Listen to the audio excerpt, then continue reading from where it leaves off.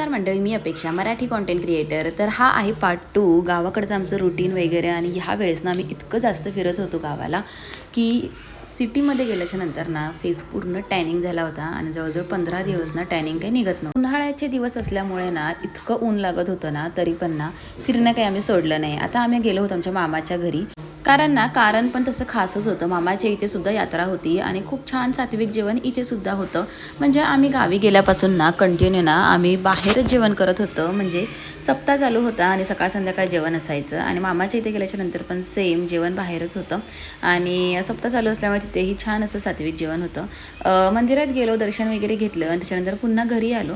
तर इथे ना मामाचं घर एवढं सुंदर आहे, इतकं छान कौलारू घर आहे. आणि इथे ना मामाच्या घरी ना छानपैकी झाडाला ना एक झोपाळा टांगला आहे. घराच्या जवळच त्यांचं शेती आहे आणि हे तुम्ही बघू शकता इतकं सुंदर.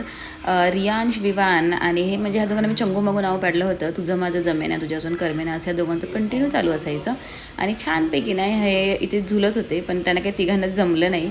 त्याच्यामुळे रियांश ना कंटाळून निघून गेला. ते म्हटलं तुमचं तुम्ही बघा, मी जातो. आणि मामाकडे ना 3 कुत्रे आहेत आणि डोंगर बघा किती जवळ आहेत इथे सुद्धा. रियांश निघून आला आणि त्याच्यामुळे ना हे चंगू पण निघून आले मागून. आणि त्याच्यानंतर ना आम्हाला भेटली मामी, म्हणजे या मुलांची मामी आणि माझे भाऊचे, माझ्या भावाची बायको.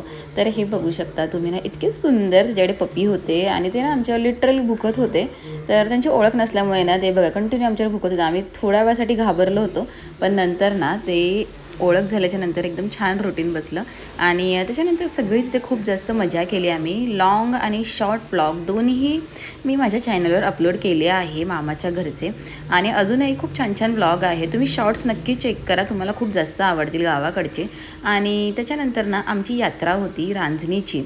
तर काही शॉर्ट्स काही क्लिक्स मी केल्या आहेत. तर सगळे आधी पुढे गेले होते कारण कीर्तन होतं सकाळचं, पण मला काही जमलं नाही सकाळचं जाण्यासाठी. आणि लहान मुलं वगैरे असल्यामुळे मी गेले नाही कारण ते गोंधळ करत बसतात.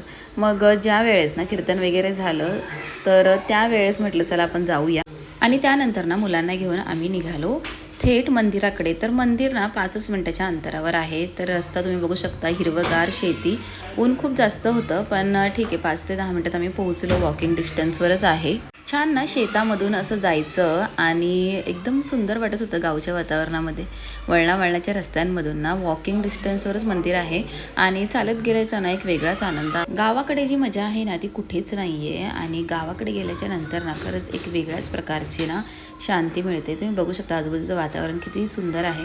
आणि माहेरी गेल्याच्या नंतर तर खूपच जास्त छान वाटतं कारण आपली लोकं भेटतात आणि खूप छान वाटतं. आणि लहानपण आपलं जिथे गेलं आहे तिकडची लोकं सगळी भेटतात.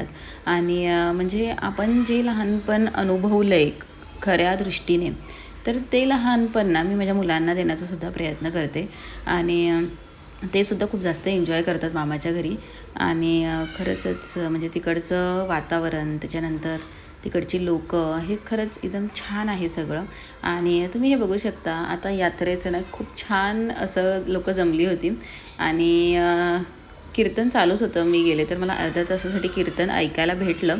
आणि मग आम्ही घरी गेलो जेवण करून. मग संध्याकाळी परत आलो होतो आणि संध्याकाळी मस्त भेळ वगैरे खाल्ली. तुम्ही ना माझे शॉर्ट्स चेक करा, मी लॉंगमध्ये हे सगळं नाही शेअर केलेलं आहे, शॉर्ट्स चेक करा. तर आता ही संध्याकाळची वेळ आणि वातावरण बघा किती सुंदर आहे. आता ह्या माझ्या चुलत्या आहेत आणि माझ्या चुलतीची आई ती पण आली होती, म्हणजे आमची आजी. आणि खूप छान प्रेमळ आजी आहेत. आणि मग छानपैकी आम्ही घरी गेलो इतकं सुंदर वातावरणात. दुसऱ्या दिवशी ना आम्हाला जायचं होतं देवदर्शनाला. खोडदची सुद्धा यात्रा ना आमच्या यात्रेच्या दिवशीच आली, त्याच्यामुळे त्या दिवशी काय जायला जमलं नाही. त्याच्यामुळे दुसऱ्या दिवशी आम्ही सगळे गेलो होतो मुक्ताई माता मंदिरामध्ये. तर तो सुद्धा व्लॉग ना मी अपलोड केला आहे शॉर्ट्समध्ये. खूप छान व्ह्यूज त्याला आले आहेत. तो व्लॉगसुद्धा तुम्ही नक्की चेक करा, शेअर करा, सबस्क्राईब करा. आंबेगावकर जुन्नरकर जे कोणी आहेत त्यांनी सगळ्यांनीच फॉलो करा.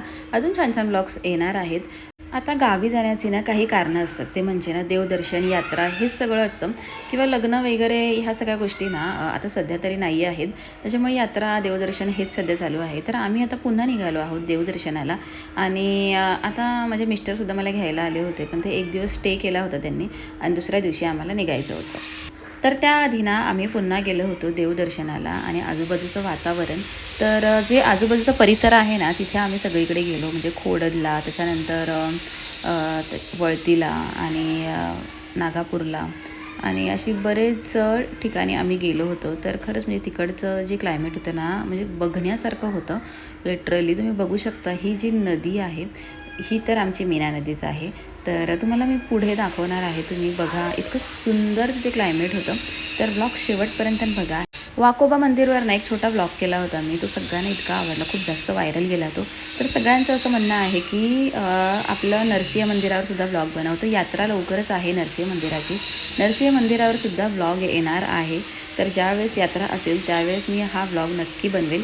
तर सध्या आम्ही आलो होतो इथे दर्शनासाठी. मंदिर खूप सुंदर झालं आहे, खूप छान काम केलं आहे इथे. दर शनिवारी इथे नरसिंह भगवानची आरती असते आणि आरतीला ना गावकरी मंडळी आवर्जून येतात, म्हणजे येतातच.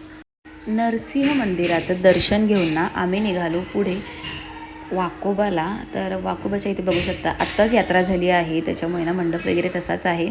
आणि वातावरण तर गावचं वा वा वा, म्हणजे गेल्याच्या नंतर ना खरंच मन एकदम प्रसन्नच होऊन जातं.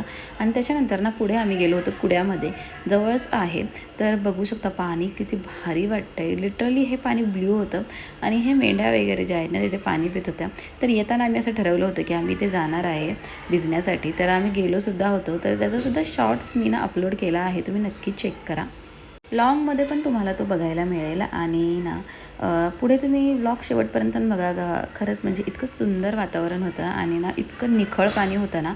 पण ज्यावेळेस आम्ही त्या पाण्यात गेलो ना तर थोडंसं ते पाणी मातीने ना थोडंसं हे व्हायला लागलं, म्हणजे गढूळ व्हायला लागलं.